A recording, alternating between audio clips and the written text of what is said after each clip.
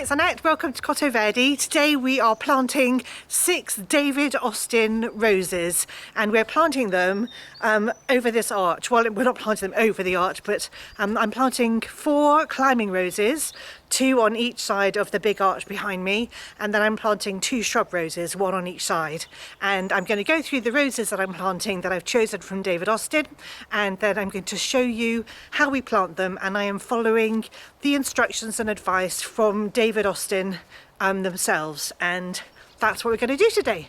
In case you haven't seen the previous video, which is available on my channel, and it was filmed last weekend I think, you will see us putting up these arches. So we've got 2 arches from a company called Frames, and they are massive Gothic arches that span 3.6 metres and they're 3.5 metres tall, and they're 61 centimetres wide, and we've separated them by 61 centimetres. So we've got 2 arches sort of side by side with a space in between, and I'm going to grow a rose up each arch, and it's kind of like a pergola now. So you can see, you know, this is one arch here and this is the other arch here, and that's just a space in between them. But because I'm going to have 4 roses growing over this whole area, you're not going to know that they were 2 separate arches. And the reason that I've done that is because these are the arches, or this is the way that I could make the widest arch possible, rather than a pergola which wasn't going to be wide enough or something. Anyway, there was a decision behind there was a method behind the madness. So what we're going to do is we're going to plant 1 rose up each side, as I said, and what I'm going to do is I'm going to plant up the side closest to our terrace is going to be the paler rose, which is the David Austin rose called Claire Austin, which is named after his daughter. And then on the side that is further into the garden, I'm going to plant the Generous Gardener, and that that rose was bred by David Austin to mark the 75th anniversary of the National Garden Scheme here in the UK, which is a scheme where people who have gardens that they're willing to open to the public open up for a day a year and invite people in for a nominal amount of money, and they can come and have a look. But it's quite hard to become a member of the National Garden Scheme. I would love to be a member of the National Garden Scheme one day and be able to open my garden up, but it's not quite at that stage yet. Anyway, that's getting past the point.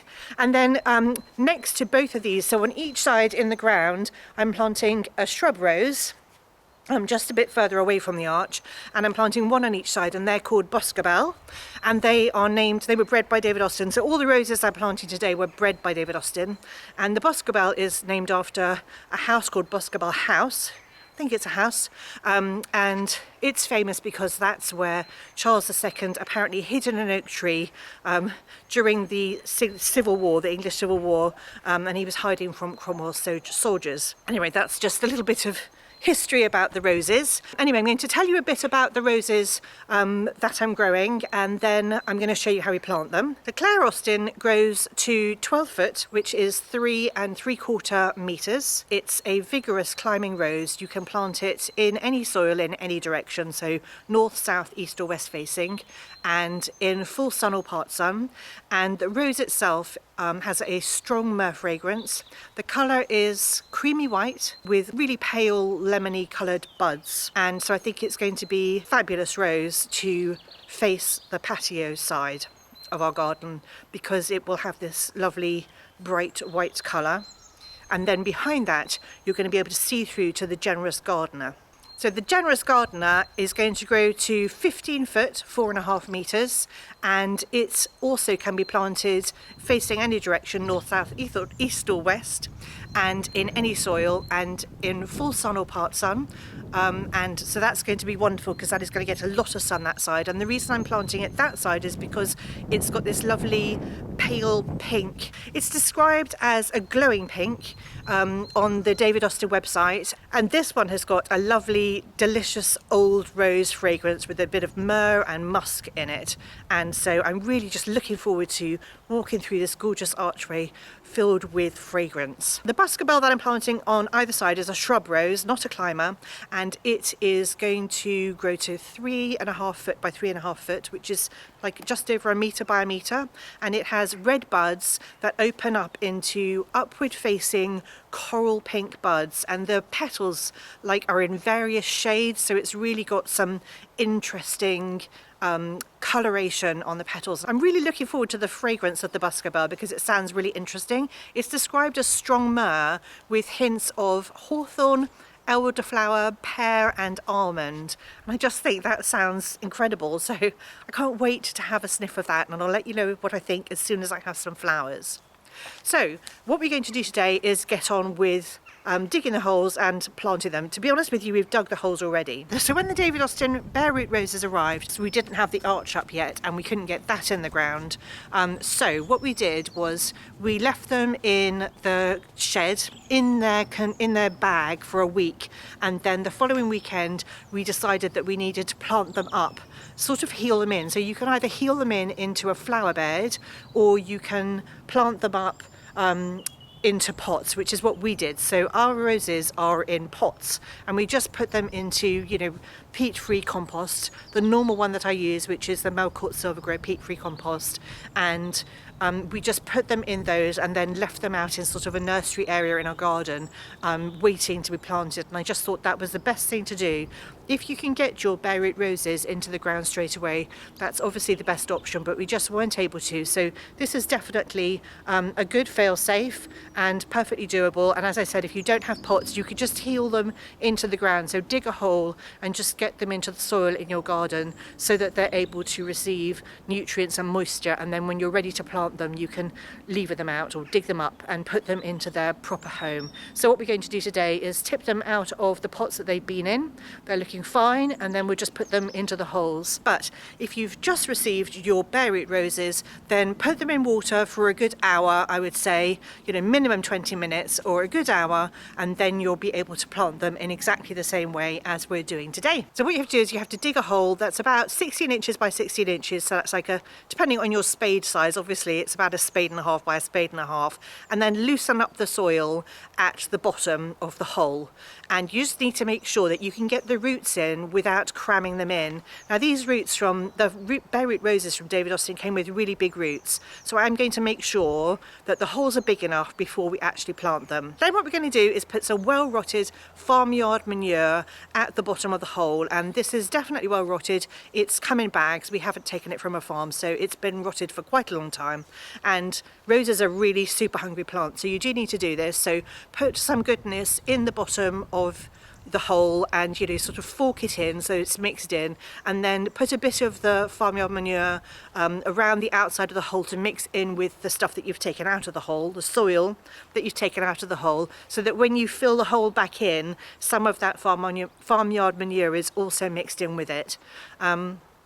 Then what you have to do is you just sprinkle a bit of mycorrhizal fungi, and David Austin emphasises that this is really important. Mycorrhizal fungi encourages the secondary root growth, so it really helps stimulate the root growth in your roses, and that's what you want your roses to focus on now before they start leafing out and blooming. You want them to focus on the root growth, and the mycorrhizal fungi will help. So sprinkle the mycorrhizal fungi on the roots and in a bit into the hole, and then make sure that the root union, which is the lumpy bit on your rose, and some of the green, so maybe a couple of inches of the green stem, are below soil level, and you can do this by putting a bamboo cane across your hole, and you make sure that that's below the soil level, and then you fill in with the soil from around your hole. Firm it in very gently to try and make sure that your rose is secure before you then water it in really well, and that should ensure that there aren't any air pockets around your rose, and then your rose is planted.